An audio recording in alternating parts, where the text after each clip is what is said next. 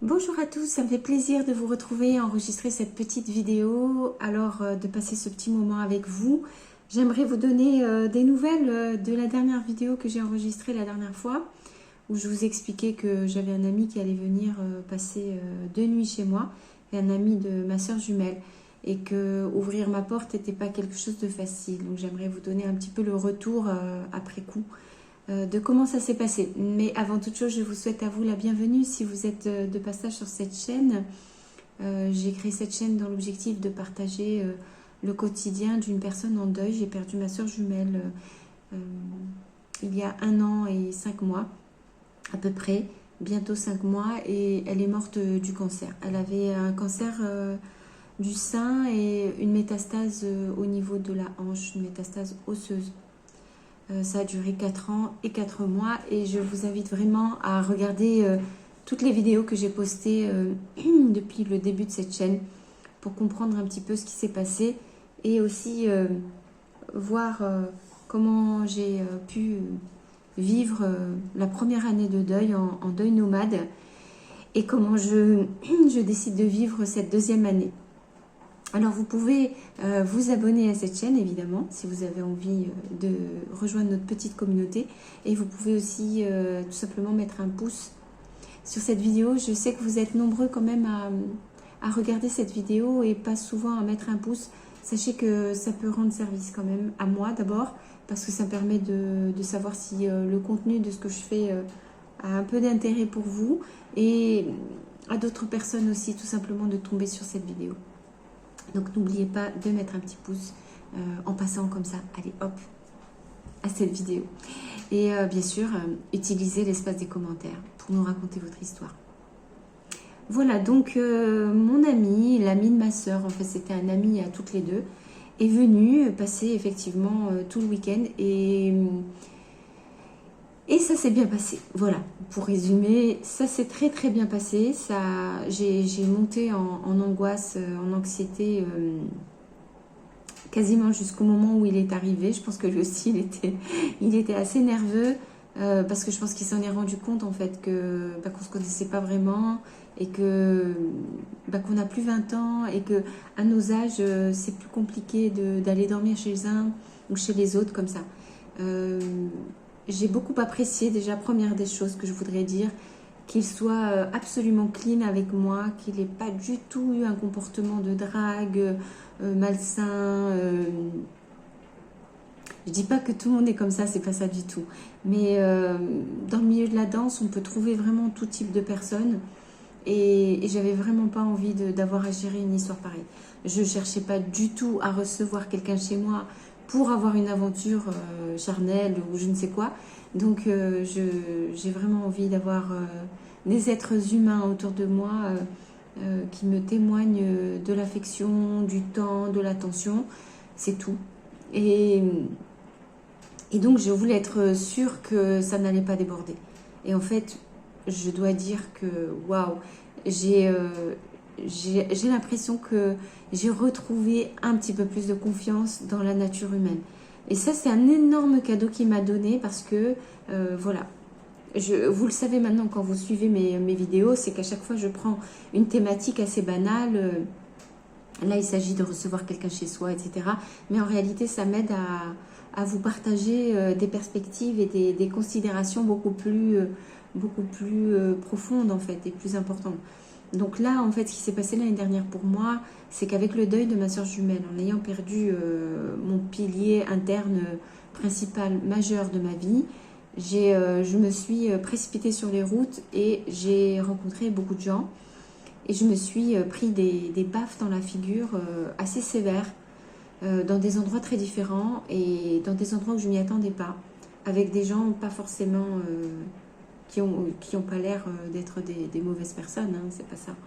Mais les expériences que j'ai vécues ont été extrêmement difficiles. Au bout d'1 an de nomadisme, de deuil et de désarroi interne, etc., j'ai tout stoppé cette année 2024. Bon, là encore, je ne vais pas retourner dans les explications.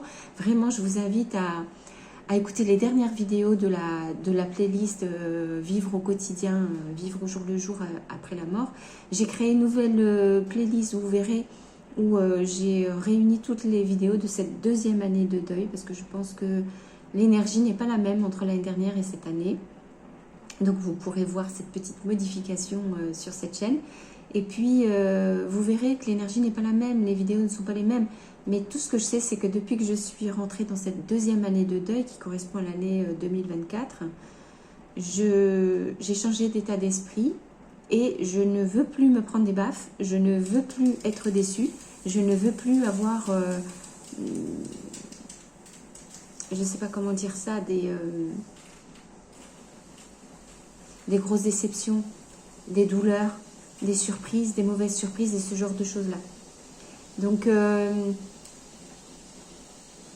voilà, je suis très pensive à cause de ça, mais je ne m'étais pas rendu compte que j'avais perdu confiance en la nature humaine. Ça c'est arrivé d'un seul coup. Je me suis rendu compte que tout d'un coup, je devenais de plus en plus compliquée. Avec mes amis, j'avais besoin de plus de sécurité, plus de précautions, plus de rassurance, etc. Et à un moment donné, je me suis dit, mais c'est bizarre d'être à ce point dans le besoin d'être sûr de tout.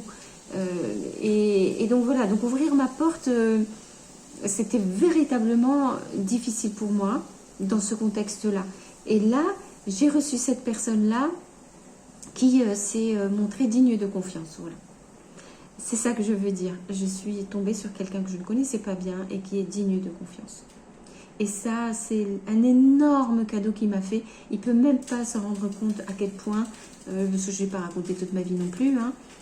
Et puis la plupart de mes amis, de mes proches ne sont pas au courant de cette chaîne parce que j'ai pas envie de communiquer là-dessus forcément. Donc les gens qui me connaissent parfois tombent dessus par hasard et puis ensuite restent à me suivre comme ça. Mais sinon, en règle générale, j'évite de plus en plus d'en parler.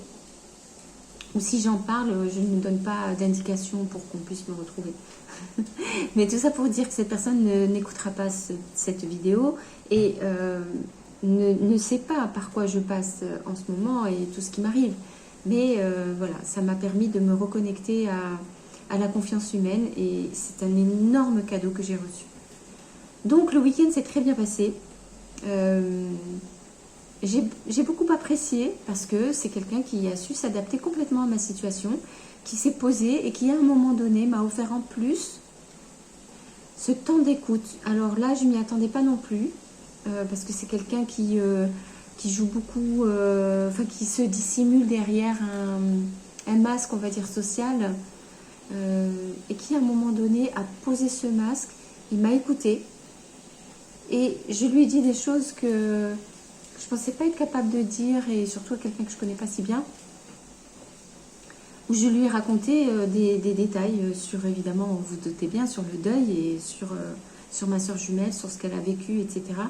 Et il m'a écouté avec tellement de profondeur, c'est incroyable. Je crois que quand vous tombez sur quelqu'un comme ça qui vous écoute vraiment, vous en rendez compte immédiatement. Et tant que ça ne vous est pas arrivé, vous ne pouvez pas savoir ce que c'est.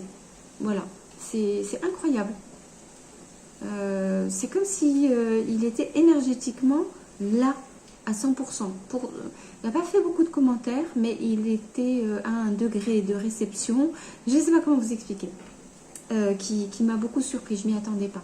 Et la deuxième chose aussi, c'est qu'il a accepté que je lui montre en voiture, parce que lui, il est venu en voiture, l'endroit où ma soeur et moi on a vécu, la maison où on a vécu, les endroits où on s'est promené toutes les deux, le bord de côte en fait, les bancs où on s'est assises, elle et moi, en regardant l'océan et tout ça. Et je me suis rendu compte que j'en avais tellement besoin. J'avais tellement besoin que quelqu'un vienne avec moi et s'assoie dans ces bancs, passe devant ces endroits, ces sentiers. Mais en fait, ce qui est incroyable, c'est que j'ai l'impression qu'il a agi un peu comme un père avec moi. C'est-à-dire qu'il s'est tu, ou alors bon, c'est quelqu'un de bienveillant. Voilà, moi j'ai pas l'habitude. Vraiment, je crois que je suis pas souvent tombée sur des gens bienveillants. Je pense que ça m'est arrivé bien sûr, mais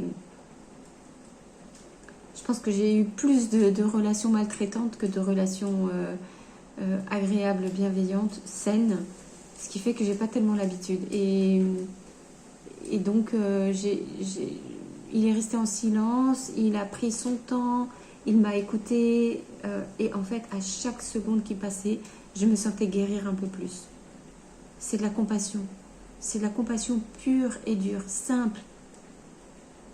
C'est un énorme cadeau, voilà. Et donc maintenant, il y a un après. Donc vous voyez, en fait, j'ai eu tellement de difficultés à dire oui. Et je comprends pourquoi. Parce que je me prends des tartes dans la figure. Parce que les relations dans lesquelles je vais sont très souvent maltraitantes. Et que c'est normal que j'ai pas envie. Mais j'ai hésité. Et finalement, encore une fois, j'ai bien fait. Et j'ai eu une relation saine, bienveillante, dans la compassion. Voilà, c'était extraordinaire. Donc je voulais vraiment échanger ça avec vous parce que c'est très difficile d'ouvrir sa porte. Franchement, on peut dire que j'ai entrouvert j'ai entrouvert une brèche dans ma porte et dans mon petit terrier là. Et j'ai bien fait. Voilà. Donc un très très bon retour de cette expérience-là. Je me sens mieux parce que j'ai l'impression d'exister, que ma douleur existe, que quelqu'un a été prêt à l'entendre et à la recevoir, à la recueillir, à m'accompagner.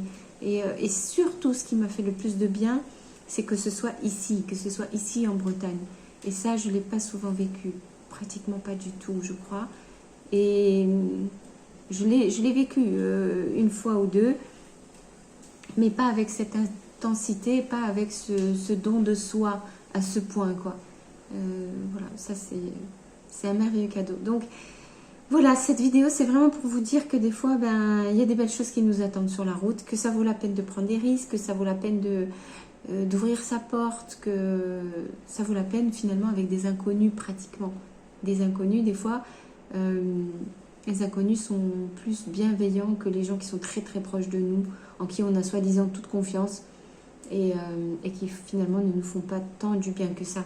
Donc si je peux vous donner envie de reconsidérer vos relations et reconsidérer l'univers quand il vient frapper à votre porte et qui vous dit tiens, il y a un truc bizarre auquel tu n'as pas pensé, mais je te le mets sur ta route, sur ton chemin, est-ce que tu es d'accord? Avant de dire non, essayez. Mais soyez à l'écoute, soyez attentifs et soyez prêts à dire non et à dire stop si jamais ça devient encore une fois une énième relation maltraitante. Mais peut-être que l'univers est prêt aujourd'hui à vous envoyer des choses plus douces, meilleures. En tout cas, c'est ce que je vous souhaite. Et je vous dis merci d'avoir écouté jusque-là la vidéo. Encore une fois, n'hésitez pas à mettre un pouce sur cette vidéo. Prenez soin de vous. Prenez soin de vous et partagez avec moi ce que vous vivez en ce moment et quelles sont vos portes ouvertes que vous faites au milieu de votre deuil. Voilà. Prenez bien soin de vous, je vais faire pareil et je vous dis à très vite pour une prochaine vidéo.